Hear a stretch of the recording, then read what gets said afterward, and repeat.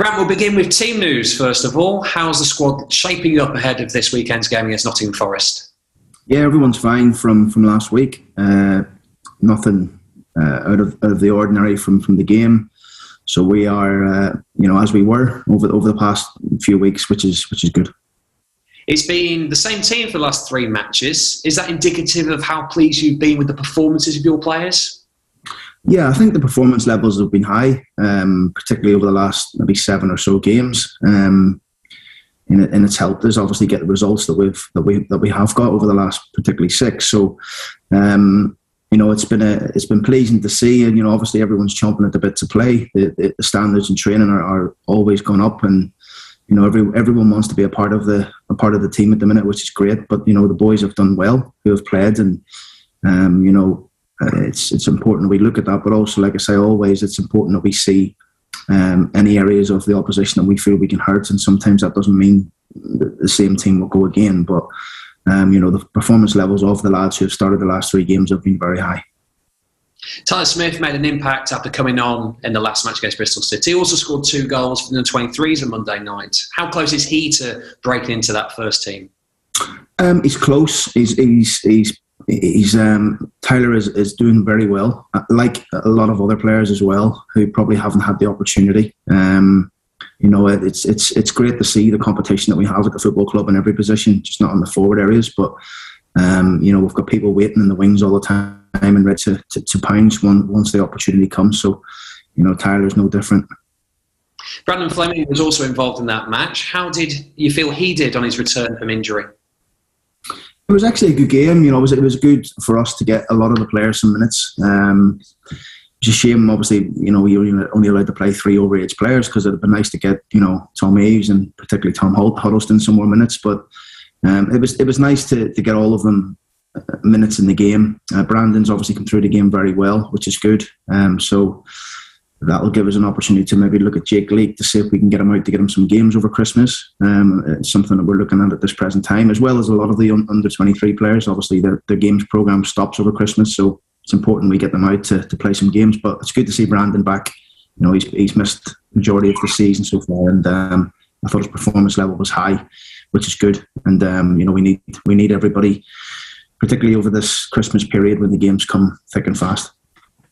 We'll be speaking to Keane Lewis-Potter shortly. He's been playing in an unfamiliar position over the last few weeks, on the opposite side to what we're used to seeing him playing in. How impressed have you been with the way he's taken to that role?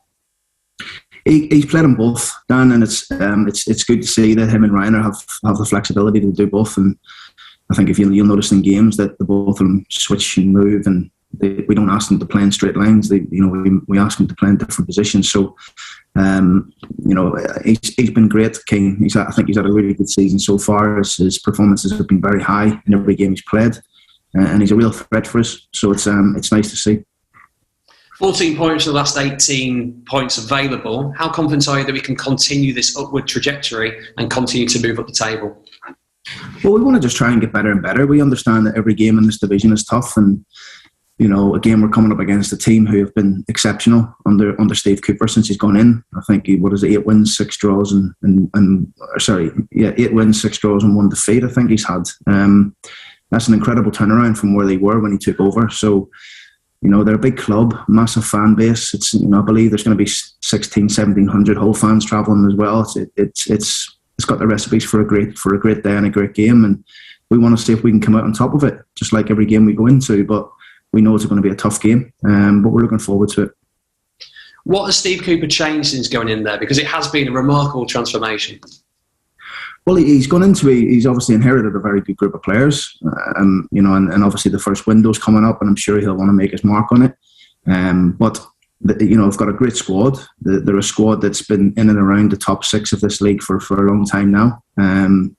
Haven't sort of managed to get into to where they want to get to, back into that Premier League, but I don't think they're too far away.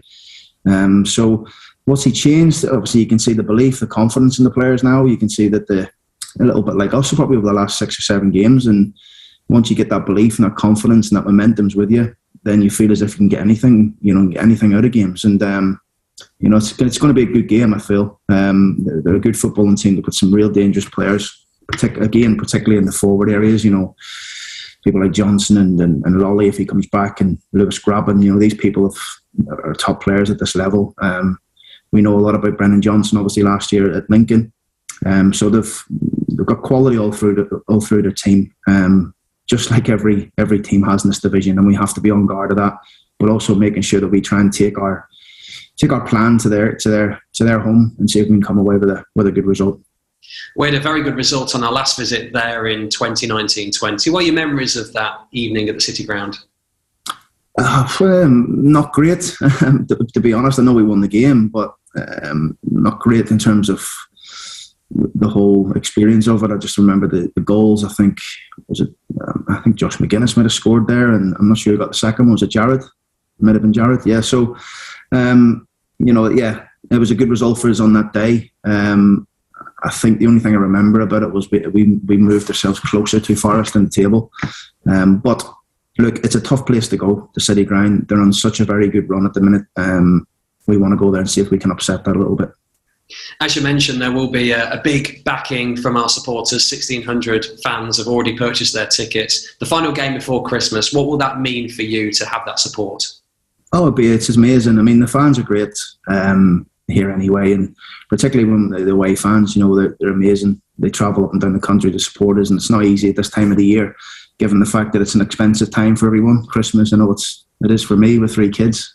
So it is difficult, and we appreciate their backing and the support, all through the season so far. To see that number of them there at the City Ground is going to give the boys a real boost, and hopefully we could send them home happy.